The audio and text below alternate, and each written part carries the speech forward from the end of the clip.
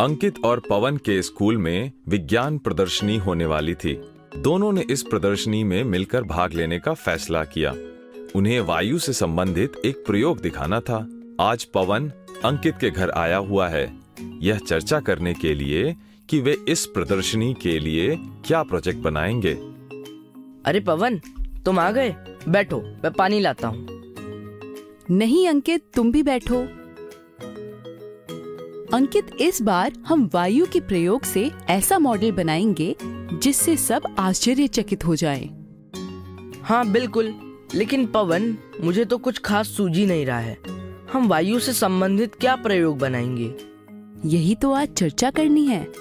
अच्छा, क्या हम ये दिखा सकते हैं कि वायु गर्म होने पर फैल जाती है और ठंडी होने पर सिकुड़ जाती है? जैसे अगर हम यह दिखाएं कि एक गुब्बारे में हवा भरें और फिर उसे कस के बांधकर फ्रिज में रख दें, तो कुछ घंटों बाद गुब्बारा सिकुड़ जाएगा।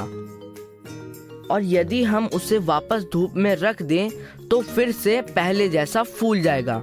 गुब्बारे का फूलना और सिकुड़ना वायु के फूलने और सिकुड़ने को दर्शाता है। वाह, अच्छा सुझाव है, लेकिन ये बहुत छोटा प्रयोग है और आसान भी। हम इसके साथ कुछ और भी बनाएंगे। हम ये दिखा सकते हैं कि वायु में धूल के कण भी होते हैं। अंकित, यह तो टीचर ने खुद करके दिखाया था, खिड़की से आती हुई धूप की किरणों के द्वारा, जिसमें हमें छोटे छोटे चमकीले से कण दिख रहे थे। हाँ, याद आया। मैं सोच रहा हूँ कि हम वायु के संघटक क्या हैं, ये सिद्ध कर सकते हैं। हाँ, ये मजेदार है, इस पर कुछ चर्चा करते हैं। देखो, अगर हम फ्रिज से एक पानी की बोतल निकाल कर बाहर रखें तो उसकी बाहरी ओर भी पानी की एक परत बनने लगती है। बोतल बंद होगी तब भी। इससे साबित होता है कि हवा में जल वाष्प होता है, इसी की वजह से बारिश होती है। पवन रसोई घर से पानी का गिलास लेकर आता है। अच्छा अंकित, एक काम करो, इस गिलास से अपना मुंह और नाक ऐसे ढको कि पूरा मुंह ढक जाए और खाली जगह पे ये कपड़ा लगा लो और जोर जोर से सांस लो। अंकित को कुछ ही देर में सांस लेने में दिक्कत होने लगती है। वह अपने मुंह से झट से गिलास हटा देता है। पवन, मेरा दम घुट रहा था। अंकित, तुम्हारा दम इसलिए घुट रहा था क्योंकि हम हवा को सांस के रूप में उसमें उपस्थित ऑक्सीजन को लेते हैं। ग्लास में ऑक्सीजन सीमित मात्रा में थी। कुछ देर बाद वो खत्म होने से तुम्हें दम घुटने का एहसास होने लगा, क्योंकि ग्लास में अभी भी हवा तो थी लेकिन ऑक्सीजन नहीं थी। उसकी जगह तुम्हारी सांस से छोड़ी जाने वाली कार्बन डाइऑक्साइड यानी CO2 ने ले ली। शायद इसीलिए हमें खुले और साफ सुथरे वातावरण वाली जगहों पर सांस लेना अच्छा लगता है, क्योंकि वहाँ ऑक्सीजन की उपलब्धता सुगम होती है। वैसे तो मैंने पढ़ा है कि वायुमंडल में ऑक्सीजन दूसरी सबसे ज्यादा मात्रा वाली गैस है। नाइट्रोजन, जो कि वायु में सबसे ज्यादा पाई जाती है, वह बहुत स्थिर गैस होती है और जल्दी दूसरी वस्तुओं से प्रतिक्रिया नहीं करती, इसीलिए उसकी मात्रा अधिक बनी रहती है।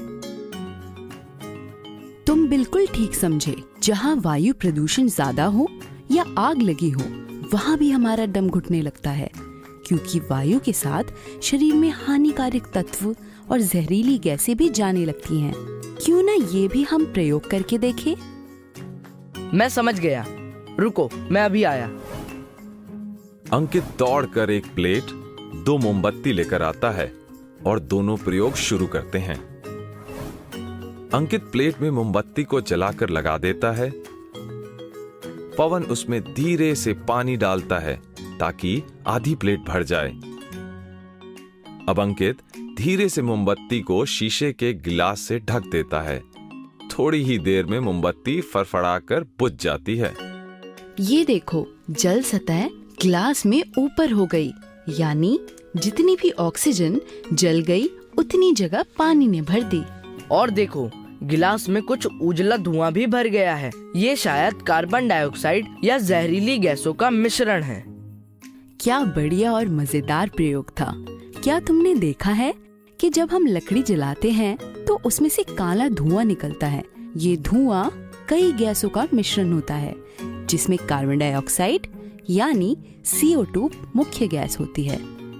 हाँ, मैंने टीवी पे समाचार में सुना था कि दिल्ली, लखनऊ जैसे शहरों में प्रदूषण, जिसमें ज्यादातर कार्बन डाइऑक्साइड होती है, अक्सर बढ़ जाती है, जिसके कारण सांस लेने में तकलीफ और कम दूरी तक दिखाई पड़ता है। सर्दियों में धुंध या कोहरा छा जाने से हमारी दृष्टि सीमा और भी कम हो जाती है। बिल्कुल ठीक। यह भी कि जब हम आसमान में ऊपर जाते हैं तो वायु और ऑक्सीजन की मात्रा कम होती जाती है, इसलिए पहाड़ों पर सांस लेना मुश्किल होता है। अच्छा, अब वायु के संगठन के बारे में बहुत बात हो गई।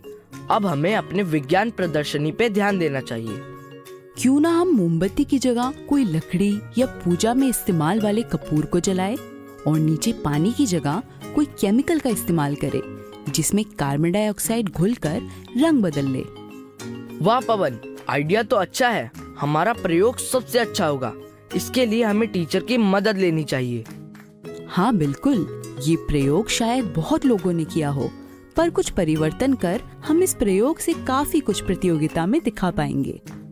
चलो, अब पढ़ाई बहुत हुई। सभी सामान जगह पर वापस रख देते हैं और खेलने चलते हैं।